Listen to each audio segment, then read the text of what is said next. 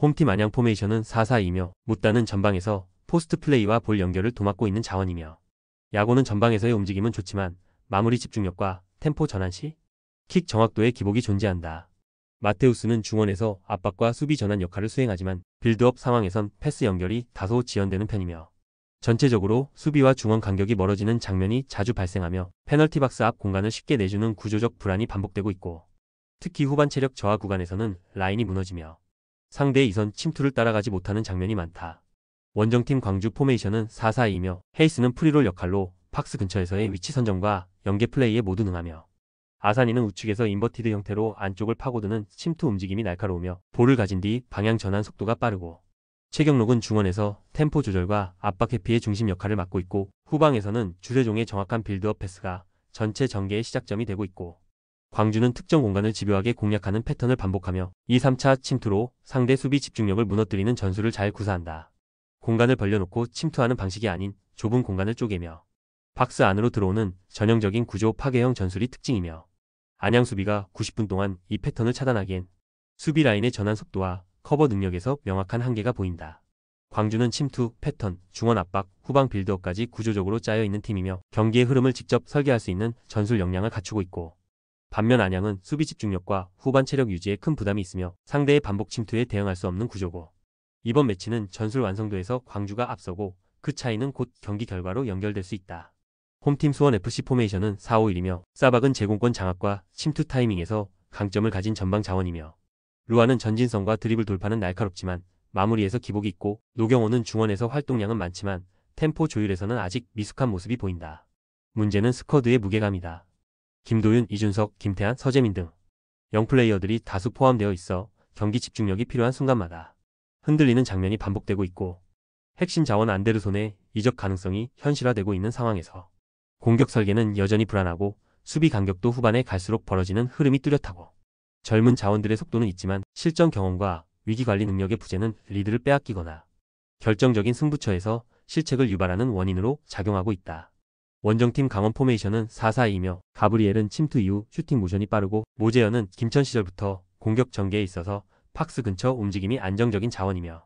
김동현은 중원에서 수비 전환과 2차 볼 연결에 안정감을 주며 압박 상황에서도 탈압박과 롱패스 전환이 모두 가능하고 강원은 김대원과 서민우가 전역하며 본격적인 주력 스쿼드 전개에 돌입했으며 이들과 호흡을 맞춰본 경험이 있는 모재현까지 가세하면서 공격 이선 구성이 완벽하게 재정비된 상태고 좌우 측면을 넓게 벌려 침투 기회를 만드는 동시에 중앙에서 세밀하게 공간을 찌르는 움직임이 반복되고 있고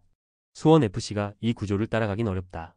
후방 커버 라인에서 커뮤니케이션 문제가 반복되며 박스 앞에서 수비 간격이 자주 벌어지고 있고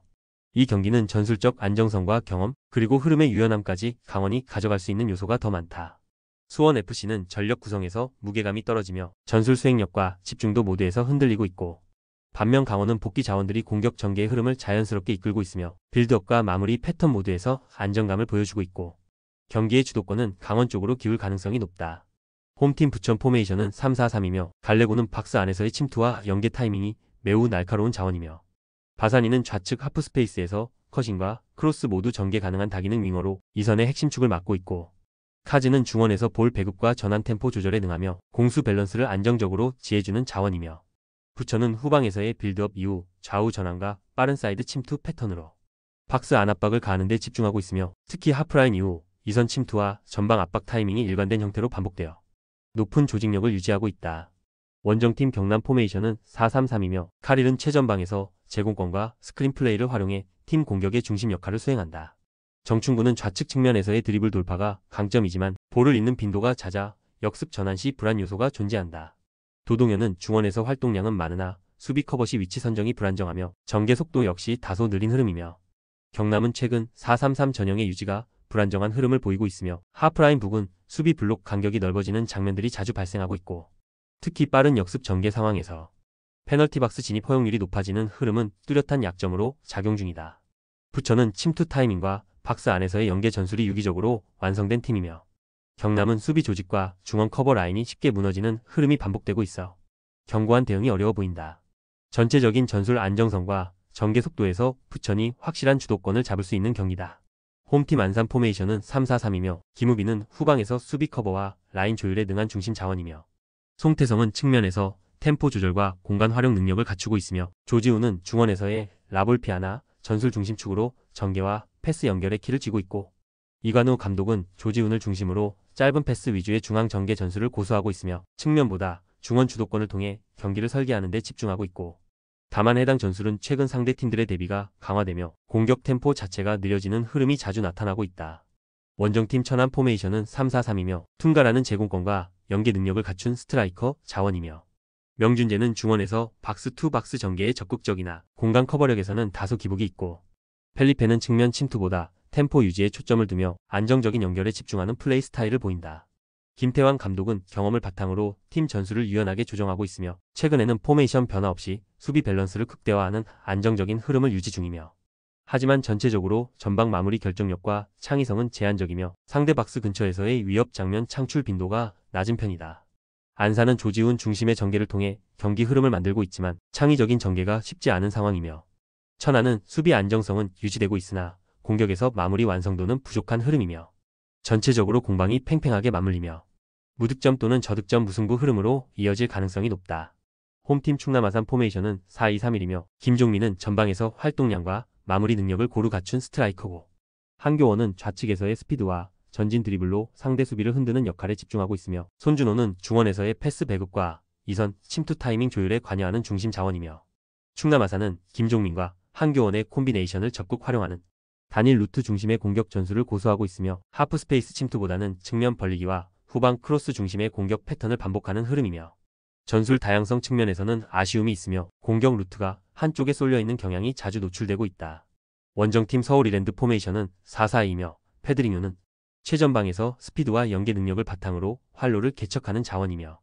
에올레르는 우측에서 드리블 중심의 스위칭 플레이를 통해 상대 수비를 흔들고 있으며 오스마르는 중원에서 볼 소유와 전개 템포를 안정시키는 역할을 맡고 있고 서울 이랜드 역시 페드리뉴, 에올레르의 이톱 중심 공격 전개를 지속적으로 고수하고 있으며 전술적 유연성보다는 정해진 플래너를 밀어붙이는 스타일에 가깝고 이선 자원의 적극적인 침투보다는 최전방에서의 속도와 공간 활용 중심의 전개에 집중하고 있는 모습이다. 충남 아산과 서울 이랜드 모두 공격 루트가 정형화되어 있어 전술적 다양성은 떨어지는 흐름이며 양팀 감독 모두 기존 전술을 고집하는 성향이 강해 전반적인 변화 없이 흐름을 가져갈 공산이 크고 이 경기는 전술 변수가 거의 없는 팽팽한 흐름 속에서 무승부 가능성을 주목해 볼 필요가 있다. 홈팀 화성 포메이션은 4-4-2이며 루아는 최전방에서 움직임과 제공권을 겸비한 스트라이커고 김병호는 세컨볼 처리와 공간 침투에 능하나 템포 조율 능력은 다소 제한적이며 리마는 좌측에서 돌파와 크로스에 집중하지만 수비 전환 시 위치 선정 문제를 자주 드러낸다. 화성은 포백 기반의 수비 구조와 단순한 롱볼 전개를 혼용하며 실리를 추구하는 스타일이며 하지만 중원에서의 템포 조절이 매끄럽지 않아 전방으로의 전개 연결에서 단절되는 구간이 자주 발생하고 있다. 원정팀 성남 포메이션은 4-4-2이며 후이즈는 박스 안 움직임과 골 결정력에서 확실한 존재감을 보여주는 자원이며 신재원은 왕성한 활동량과 측면 전환에 능하며 박수빈은 왼발을 활용한 후방 빌드업과 공간 창출에 특화된 자원이며 성남은 포백을 기반으로 중원에서부터 경기를 풀어가는 형태이며 공격 전개 시에는 박수빈의 후방 패스를 기점으로 좌우 공간을 넓히며 안정적으로 빌드업을 시도하고 있고 특히 후이즈의 마무리 능력이 박스 안에서 결정적 차이를 만들어줄 수 있는 카드로 작용하고 있다. 화성은 단조로운 전개 속에서 템포 변화 없이 고립되는 공격 장면이 자주 발생하고 있고 성남은 박수빈의 전술적 조율과 후이즈의 마무리 능력을 통해 박스 안에서 유의미한 장면을 반복적으로 만들고 있고 전체적인 구조적 완성도와 득점 실행력에서 성남이 유리한 경기 흐름을 만들 가능성이 높다.